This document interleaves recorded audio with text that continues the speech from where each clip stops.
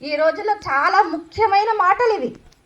మీలో ఎవరికైనా ఎప్పుడైనా నాకే ఎందుకు ఇలా జరుగుతుంది, నాకే ఎందుకు ఇలా జరుగుతుంది అని ఎప్పుడైనా దేవుణ్ణి అడిగారా?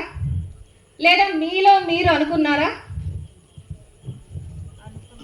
కదండి, ఎప్పుడు ప్రతి ఒక్కరిలో కూడా ఏదో ఒక సందర్భంలో నాకే ఎందుకు ఇలా జరుగుతుంది, నాకే ఎందుకు ఇలా జరుగుతుంది అని అనుకుంటూ ఉంటాం కదండి. మనకి కష్టాలు వచ్చినప్పుడు, జీవితంలో మనకి కష్టం వచ్చినప్పుడు లేదా దుఃఖం వచ్చినప్పుడు, మానసిక క్షోభ ఎదురైనప్పుడు అసలు దేవుడు ఎక్కడున్నాడు, దేవుడు ఉన్నాడా అనే ప్రశ్న తలెత్తుతుంది. అవునా కాదా?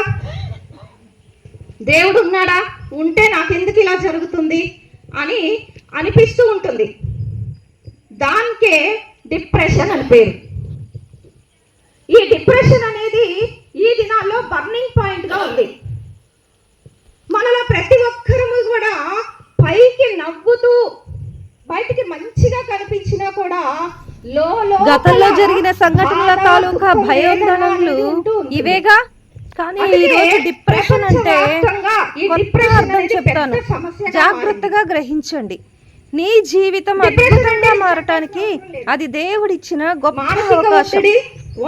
నేను మరలా చెప్తున్నానండి, నీ జీవితం అద్భుతంగా మారటానికి అది దేవుడిచ్చిన గొప్ప అవకాశం. ఎందుకో నేను ఈరోజు చెప్తాను. అంతేకాదు, డిప్రెషన్ అంటే బలహీనత కాదు, అది ఒక మనసు మరో మనసు సహాయం కోరుతున్న ఒక సంకేతం మాత్రమే. మరి ఈ డిప్రెషన్ ఎందుకు? ఈ రోజుల్లో దేహదారుఢ్యం ఉంటుంది కానీ మానసిక దృఢత్వం ఉండటం లేదు. ఒక తల్లి తన బిడ్డను కోపంతో పోయి చావరాదటే అన్నదట. అంతే, ఆ తల్లి మాటలను అక్షరాలా పాటించిన ఆ బిడ్డ నూతిలో పడి మరణించింది. ఆ బిడ్డను చూసిన ఆ తల్లి గుండెలు బాదుకొని ఏడ్చింది. ఎందుకు ఆ బిడ్డ చనిపోయింది?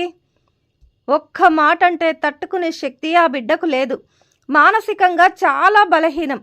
తన తల్లే కదా ఒక మాట అన్నది అనే ఆత్మీయ గ్రహింపు లేదు. క్షణికమైన ఉద్రేకం, విషపూరితమైన ఒత్తిడి.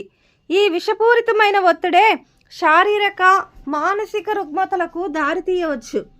ఉద్వేగం, సున్నిత స్వభావం కలవారు విషపూరితమైన ఒత్తిడికి ప్రతిస్పందనగా విషపూరితమైన ఒత్తిడికి ప్రతిస్పందనగా అసంతుష్టులుగా, కోపిష్ఠులుగా, ఆవేశపరులుగా, కొన్ని సమయాల్లో హింసాత్మకంగా కూడా తయారవుతుంటారు. కానీ గ్రహించండి, నీ జీవితం ఎంతో విలువైనది. ప్రతి చిన్నదానికి కదిలిపోతే నీతో ఉన్న వారి పరిస్థితి ఏంటి? వారికి లేవా బాధలు? తీస్తే ప్రతి మనిషి జీవితం ఒక బయోపిక్కే. పడ్డ అవమానాలు, ఓడిపోయిన ప్రేమలు, కార్చిన కన్నీరు, ఎగతాళి చేసే బంధువులు, పక్కనే ఉంటూ దెబ్బ కొట్టే శత్రువులు, కొన్ని గెలుపులు, ఎన్నో మలుపులు, అతి కొన్ని సంతోషాలు, పడిపోతూనే పైకి లేచిన క్షణాలు, ఎందరో పాత్రధారులు, ఎందరో సూత్రధారులు ప్రతి ఒక్కరి జీవితంలో ఉండేవే. మన ముందు తరాల వారు అనుభవించలేదా? కానీ గ్రహించండి, ఎవ్వరూ కూడా ఆత్మహత్య చేసుకోకూడదు. ప్రతి ఒక్కరూ విలువైన వారే. నీ విలువైన జీవితాన్ని దేవుడికి అప్పగించు. గమ్యానికి చేర్చి తీరతాడు ఆయన. ఆయన ఏం ఆశించి నిన్ను నిర్మించాడో అది నీలో బహిర్గతమవునట్లు, అది నీలో నెరవేరునట్లు నీవు ఆయనకు అప్పగించుకో. దేవుణ్ణి క్వశ్చన్ చేయకండి. దేవుని దగ్గర సనగకు గొనగకండి. ప్రభువా, నువ్వు ఏది చేసినా, నా జీవితంలో ఏ పరిస్థితిని అనుమతించినా నాలో నువ్వు దాచినదేదో వ్యక్తపరచడానికే కదా అని దేవునికి మిమ్మల్ని మీరు అప్పగించుకోండి. ఆయన మీ జీవితాన్ని అద్భుతంగా మారుస్తాడు. అందుకు ఉదాహరణగా ఒక కథ చెప్తాను, వినండి. అడవిలోకి పోతే వెదురు చెట్లు చాలా ఉంటాయి. కొడవలి తీసుకొని ఒకరోజు ఒక అతను వెళ్ళాడు. వెదురు గుట్టల్లోకి వెళ్ళి ఒక పొడవాటి వెదురు కట్టెను నరుకుతున్నాడు. బాధతో వేదన పడింది. తీసుకొచ్చి అన్నీ గమనించి ఓ ప్రదేశాన్ని నరికాడు. మళ్ళీ బాధపడింది ఆ వెదురు చెట్టు, ఆ వెదురు కట్టె. చిన్నగా ఒక మూర సైజు ఉండేటువంటి భాగాన్ని తీసుకొని 2 సార్లు నరకటమే కాకుండా ఒక చువ్వను కాల్చి రంధ్రాలు చేస్తూ ఉన్నాడు. నరికిన గాయాలు, కాలిన గాయాలు. గాయపరిచిన ప్రతిసారి ఆ వెదురు కట్టె వేదన పడింది, ఇబ్బంది పడింది. హాయిగా ఉండేదాన్ని. నన్ను తీసుకొచ్చి అడవిలో నుంచి బయటికి తీసుకొచ్చాడే, మా వాళ్ళందరిలోంచి నన్ను తీసుకొచ్చి ప్రత్యేకపరిచాడే అనుకుంది నరుకుతుంటే. అందరినీ వదిలిపెట్టి నన్నే నరుకుతున్నాడే. అందరూ బాగున్నారు, నేను మాత్రమే నరకబడుతున్నానే. నాకే ఎందుకు ఈ పరిస్థితి? అందరూ ఎవరికి వారు వారి జీవితాల్లో హ్యాపీగా సాగిపోతున్నారే. అందరి బ్రతుకులు బాగున్నాయి, అందరూ హ్యాపీగానే ఉన్నారు. నాకెందుకు ఈ బాధ అనుకుంది. అయినా ఏం చేస్తుంది? తిరుగుబాటు చేయదు కదా. సృష్టికర్తకు అప్పగించుకుంది. తనను నరుకుతున్న యజమానికి తనను తాను అప్పగించుకుంది. నరకబడింది. తన వారి దగ్గర నుండి, తన సంబంధీకుల దగ్గర నుండి ప్రత్యేకించబడింది. ఇంటికి తీసుకెళ్ళినా అక్కడ 2 మార్లు నరకబడింది. ఈ ప్రక్క ఆ ప్రక్క నరకబడి మధ్యలో భాగం తీయబడింది. అంతేకాదు, అగ్నితో కాల్చబడింది. చక్కగా ఏ మచ్చ లేకుండా ఉన్నది రంధ్రాలమయమైపోయింది. కానీ దానికి తెలియదు ఏం జరుగుతుంది తన జీవితంలో. చివరకు తన ముగింపేమిటి దానికి తెలియదు. చివరికి దాని చేతుల్లోకి తీసుకొని ఇన్ని రకాలుగా నరికి స్వజనుల నుంచి వేరు చేసి 3 మారులు మొత్తం చెట్టు నుంచి నరకటం, ఇంటికి తీసుకొచ్చి ఈ ప్రక్క ఆ ప్రక్క నరికేసి మధ్య భాగాన్ని తీసుకోవటం, తర్వాత ఎర్రగా కాల్చినటువంటి అగ్నిమయమైనటువంటి చువ్వతో దాన్ని ఒళ్ళంతా గాయాలు చేయటం. ఇంత చేసినప్పుడు విలవిలలాడిపోయి ఉండవచ్చు. ఒకవేళ దానికి ప్రాణమే ఉంటే ఇంతే బాధపడి ఉండవచ్చు కదండి. అంతా అయిపోయాక చివరికి దాన్ని శుభ్రంగా క్లీన్ చేసి ఇక దాన్ని చేతుల్లోకి తీసుకొని ఎప్పుడూ మౌనంగా ఉండేటువంటి ఆ వెదురులోంచి ఆ మధురమైన సంగీతాన్ని పాడుతూ వాయిస్తూ ఉన్నప్పుడు త్రోవన పోయే వారందరూ ఆగి మౌనంగా ఉండే ఆ వెదురు నుండి వెలువడుతున్న శ్రావ్యమైన సంగీత జరిని చూసి ఆశ్చర్యచకితులై ఎంతటి వారు కూడా ముగ్ధులైపోయారు చూస్తూ వింటూ. దానికే తెలియదు నాలో నుండి ఏమిటి ఈ సంగీతం, నాలో నుండి ఇన్ని రకాల భావాలు తొణికిసలాడుతున్నాయి, ఇన్ని రకాల రాగాలు వస్తున్నాయి, ఇంత మధురమైన శ్రావ్యమైన శబ్దం వస్తుంది, అది అనేకులకు ఆకర్షించి నా వద్దకు తెస్తుంది. అసలేం జరుగుతుంది నాకు? మోడునై నిర్జీవమైన నాలో జీవమే నింపావు నీ ప్రేమతో, చేదైన నన్ను చేతితో త్రాకి, చేదైన నన్ను చేతితో తాకి మార్చావు నీవు మధురముగా అని సంగీతంతో దేవుణ్ణి ఆరాధిస్తూ ఉందట. చూసారా? ఒక గొంగళి పురుగును చూసినా, ఒక వెదురు కట్టెను చూసినా దాని ముగింపు ఎంత అందంగా ఉందో. మరి అంతకంటే విలువైనది కదా మన జీవితం, అంతకంటే విలువైనది కదా మన జీవితం. ఆలోచించండి. God has big plans for you and God has big plans for me. చూడండి, ఆకులు రాలిపోతున్నాయి, పూలు వాడిపోతున్నాయి, పండ్లు రాలిపోతున్నాయి అని చెట్టు ఎప్పుడూ బాధపడదు.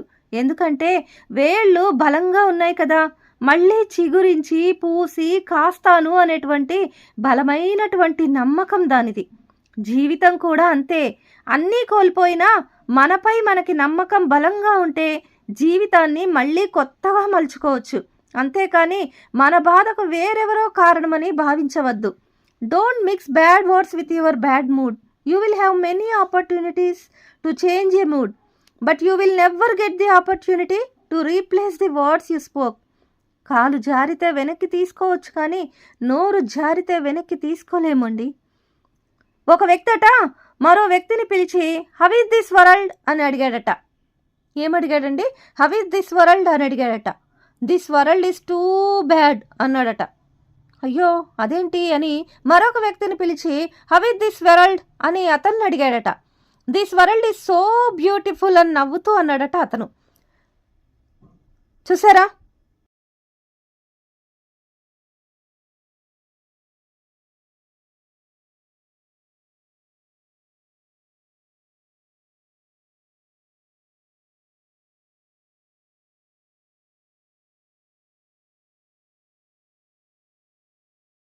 ఏం చేసినా ఏది చూసినా కూడా అది మన దృష్టి లోపమే అని భావించండి.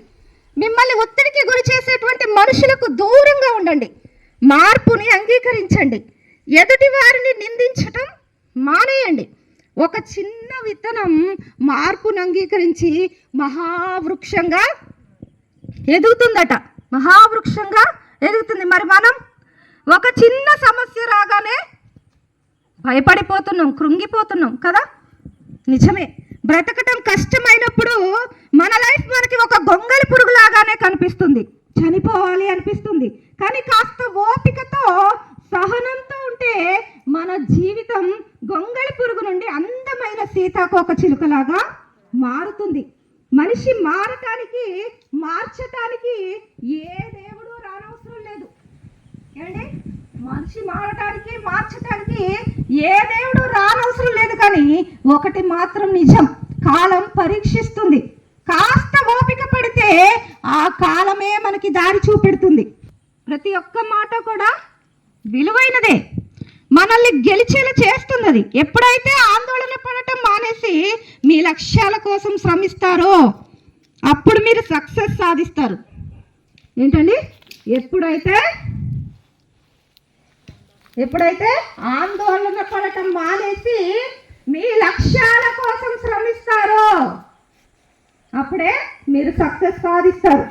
అప్పుడు ఆటోమేటిక్గా నీకు దూరమైనటువంటి వాళ్ళందరూ కూడా దగ్గర అవుతారు. గుర్తుంచుకోండి, మహాత్మా గాంధీ గారు ఒక చక్కని మాట అంటారు, మీరు ఎలా ఆలోచిస్తారో అలా తయారవుతారు అని. మనం ఎలా ఆలోచిస్తామో అలా తయారవుతామంట. మనం మంచిగా ఆలోచిస్తే మంచి వాళ్ళం అవుతాం, చెడుగా ఆలోచిస్తే చెడ్డవాళ్ళం అవుతాం. మరి మన ఆలోచనలు మన జీవితాన్ని మార్చగలవు. సెల్ఫ్ లవ్ ద్వారా ఎమోషనల్ హీలింగ్ సాధ్యం అని గుర్తుంచుకోండి. మనల్ని మనం ప్రేమించుకున్నప్పుడు మన జీవితాన్ని చాలించాలి అని అనిపించదు. ఎవరో ఏదో అన్న మాటలకి మన జీవితాన్ని మనం ఎందుకు నాశనం చేసుకోవాలి? ఎవరో ఎప్పుడో ఏదో అన్న మాటల్ని పట్టుకొని మన జీవితాన్ని మనం కోల్పోతే మన వాళ్ళందరినీ దుఃఖ పెట్టుకున్న వారు అవుతాం. నీ జీవితాన్ని చాలించవద్దు. జీవితం అంటే అన్ని పూల బాటలే కాదు ప్రియులరా, ముళ్ళ బాటలు కూడా ఉంటాయి. నడిపించేది పైవాడు, నడిచేది నేను అనుకున్నప్పుడు ఎటువంటి బాధ ఉండదు. ముళ్ళ బాట కూడా పూల బాటలా కనిపిస్తుంది. చూసారు కదా, ఇందాక ఒక వ్యక్తిని అడిగితే this world is so beautiful అన్నాడు. మరొక వ్యక్తిని అడిగితే దిస్ వరల్డ్ ఈజ్ బ్యాడ్ అన్నాడు. మరి మనం చూసేవన్నీ ముళ్ళబాటలే ఉంటాయా? ఏమ్మా, మీరు మీ జీవితంలో అన్ని ముళ్ళబాటలే ఉన్నాయా, లేదా అన్ని పూల బాటలే ఉన్నాయా? ఎవరి జీవితంలో ఉన్నా ఇక్కడ పూల బాటలే, మా జీవితాలు అన్ని పూల బాటలే ఉన్నాయండి అన్నోడు చేయి చూపిస్తారా? లేదు కదండి, అందరి జీవితంలో ఉండేవే.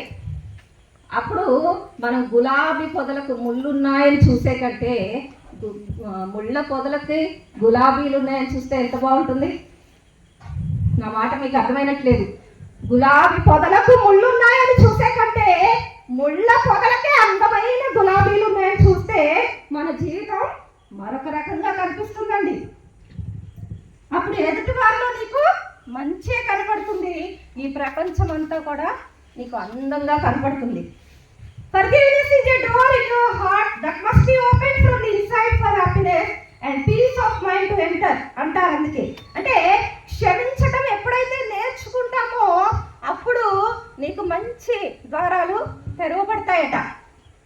క్షమించడం అంటే ఏంటంటే ఒక్క మాటలో చెప్తాను, తనను నలిపేసిన పాదానికి సైతం పువ్వు అందించే పరిమళమే క్షమాట. తనను నలిపేసిన పాదం కింద వేసి దాన్ని నలిపేసినా కూడా దాని నుంచి వచ్చేటువంటి పరిమళంని ఆ పాదానికి కూడా అందిస్తుందట పువ్వు. అంటే ఎంత గొప్ప విషయం అండి, ఎంత గొప్ప విషయం అది.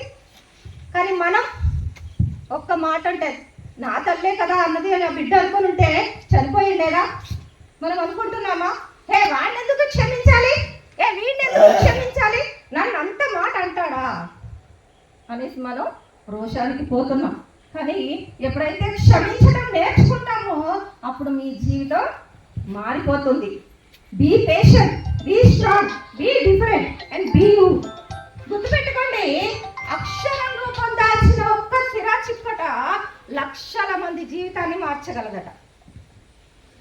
మాట జాగ్రత్తగా వినండి. అక్షర రూపం దాల్చిన ఒక్క సిరా చుక్కట లక్షల మంది జీవితాన్ని మార్చగలగట. ఒక్క సిరా చుక్కతో రాసినటువంటి ఒక్కటే ఒక మాటట లక్షల మంది జీవితాన్ని మారుస్తుందట. మరి నీ జీవితం ఒక అక్షరమే అంత మార్పు తేగలిగితే నీ జీవితం ఎంతో మార్పు తీసుకొస్తుంది. గుర్తుంచుకోండి.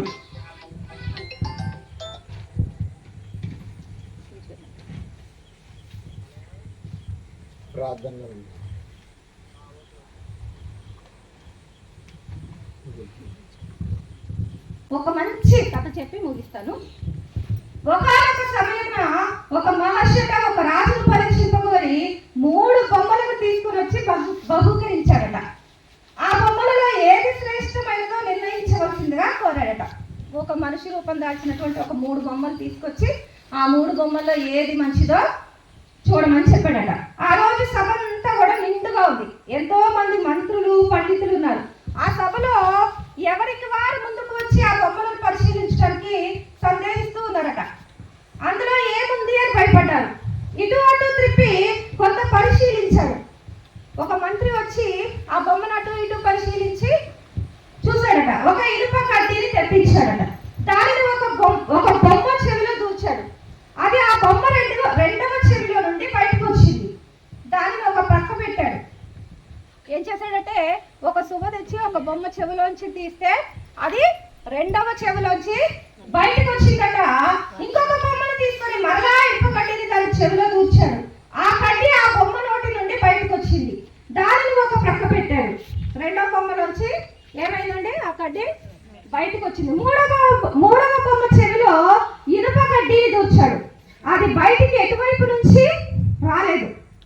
మూడోది కూడా దూరిస్తే, మూడో బొమ్మ చెవిలో దూరిస్తే అది మాత్రం ఎటు నుంచి రాలేదట.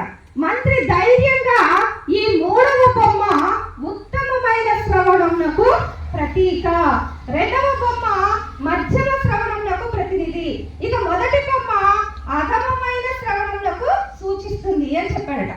అప్పుడు రాజు మంత్రిని ఇంకా విపులంగా చెప్పు అని అడిగాడట. ఇప్పుడు నేను చెప్పే మాటలు జాగ్రత్తగా వినాలి.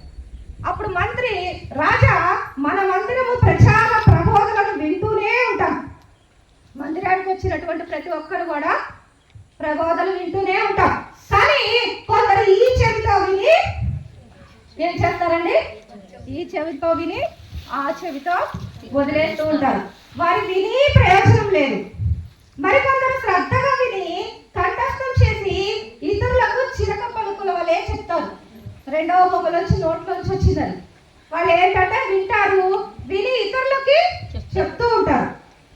కానీ వీరు కొంతవరకు జగత్తులకు మంచి చేస్తూ ఉంటారు. కానీ అందరికంటే ఉత్తమములు విన్నదానిని హృదయస్థం చేసుకుంటారు. వీరే తదనంతరం ఆచరణలో పెట్టగలుగుతారు. ఈ ఎవరైతే విన్నదాన్ని హృదయస్థం చేసుకుంటారో వాళ్ళే ఆచరణలో పెట్టగలుగుతారు అని ఆ మంత్రి చెప్పాడు. చివరిగా ఒకసారట 9 8ని లాగి లెంపకాయ వేసిందట. 9 అక్షరాలు తెలుసు కదండి, 1 2 3 4 5 తెలుసు కదండి. ఒకసారి 9 8 ఒక్కలాగి లెంపకాయ వేసిందట. ఏడుస్తూ 8 నన్ను ఎందుకు కొట్టావు అని అడిగిందట. అంటే అప్పుడు అది చెప్పిందట, నీకంటే పెద్దదాన్ని కాబట్టి అన్నట.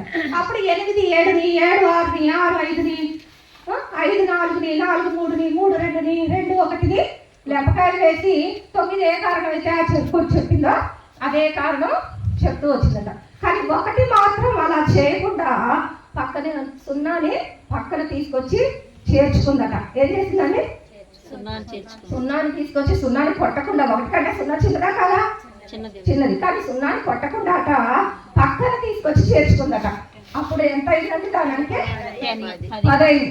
ఇప్పుడు భయపడటం ఎవరి వంత అయిందండి? 9 వంత అయింది కదా.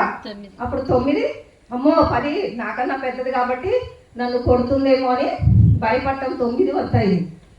కానీ గుర్తించండి, ఆ 1 పక్కన 1 సున్నా మాత్రమే చేరుతుందా? 1 సున్నా మాత్రమే కదా, అనేక సున్నాలు వచ్చి చేరడానికి ఆతృతగా ఎదురు చూస్తున్నాయి. ఇది ఎందుకు చెప్పాను అంటే, మనం మూసుకుపోయినటువంటి ద్వారాల వైపే తిరిగి చూస్తూ ఉంటాం, కానీ మన కోసం ఎంతో మంది ఉన్నారని గ్రహించలేకపోతున్నాం. మన వాళ్ళు ఎవరో చనిపోతేనో, మన వాళ్ళు ఎవరో దూరం అయితేనో వాళ్ళ కోసమే దుఃఖపడుతూ బాధపడుతూ ఉంటాం. కానీ మన ముందున్నటువంటి వారి కోసం మనం ఆలోచించడం నేర్చుకోవాలి. నాకు ఇచ్చినటువంటి అవకాశాన్ని బట్టి ప్రజలకి కృతజ్ఞతలు తెలుపుతూ ముగిస్తున్నాను. Thank you.